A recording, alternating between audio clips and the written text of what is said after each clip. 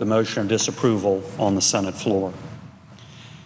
And Madam President, I've served in the Senate and the House for about 15 years. It's been an enormous honor and a serious responsibility, and I've taken it very seriously.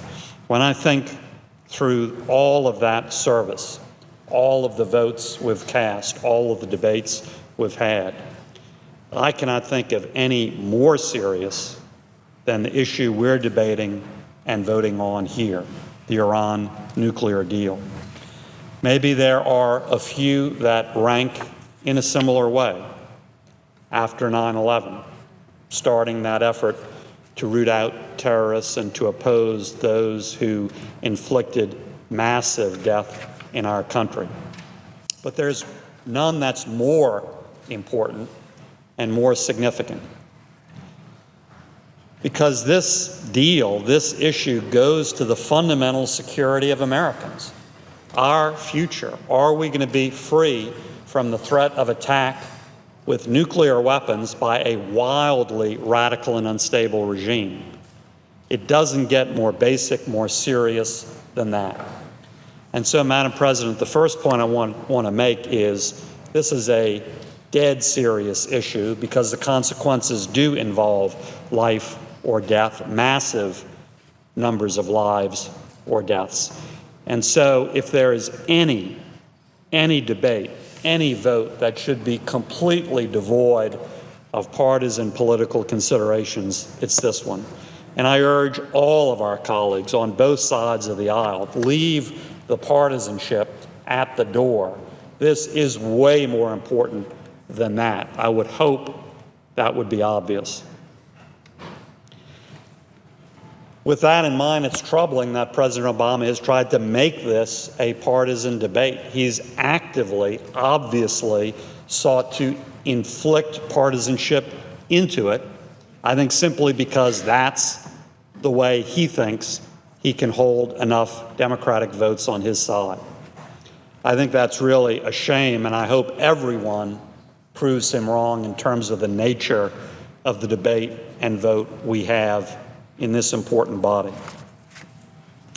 And Madam President, when you look at the agreement, at the specifics of the agreement, I won't go into all the weeds and all the issues. I could spend days alone on that, but I do want to focus on two key considerations that are absolutely top in my mind.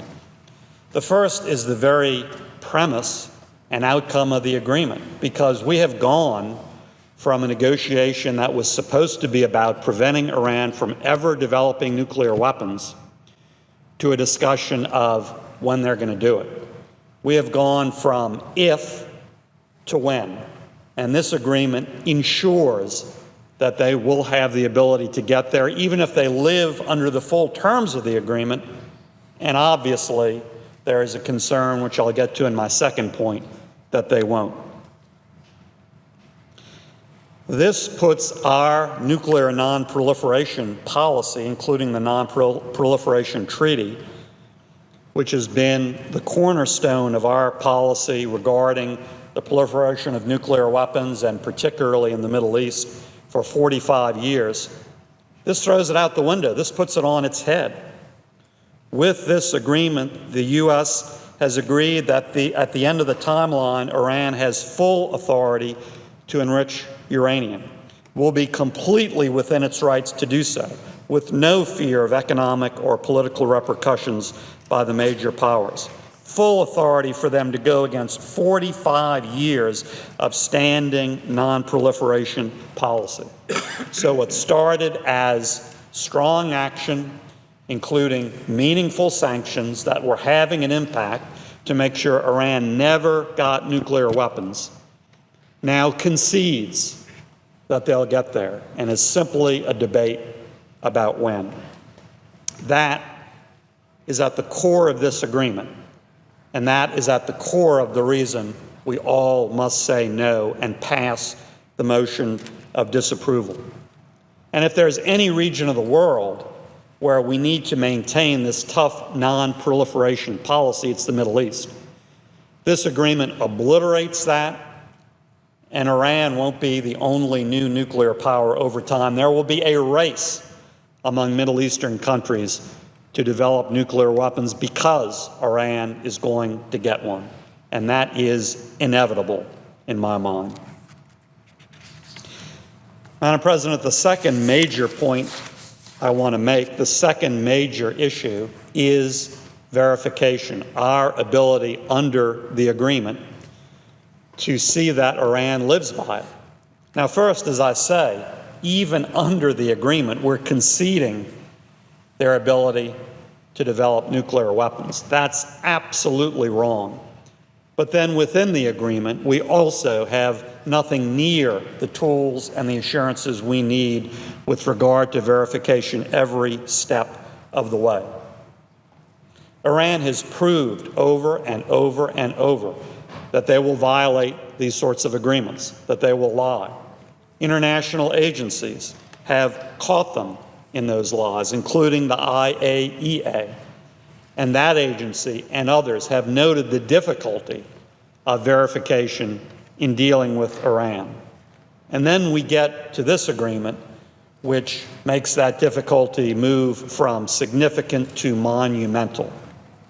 Now, there are lots of details we could look at, but the single most telling is the detail that is in a side agreement between Iran and the IAEA that we're not allowed to read. We're having this debate. We have to vote on this motion of disapproval, and yet we're not allowed to read this critical side agreement, which goes to the heart of the ability of the world to verify compliance. I brought this fairly basic issue up a few weeks ago when Wendy Sherman, Undersecretary of State for Political Affairs, testified before our Committee on Banking and Urban Affairs. I asked her point blank, this side agreement between the IAEA and Iran, have you read it? She answered, yes. I'll be honest with you, Madam President, I'm not certain if that's true, but she answered yes. Then I asked her, am I, as a representative of the people of Louisiana, allowed to read that agreement? She answered through non-responses, no. I asked her, do you have to vote on this agreement in your responsibility? No. But I do, correct, Ms. Sherman? Yes. But I don't get to read this critical side agreement with regard to verification that goes to the heart of our ability to make sure Iran is even following these rules, as lax as they are. And again, through her non-answer, the answer was clear, no. I don't get to read it. You don't get to read it.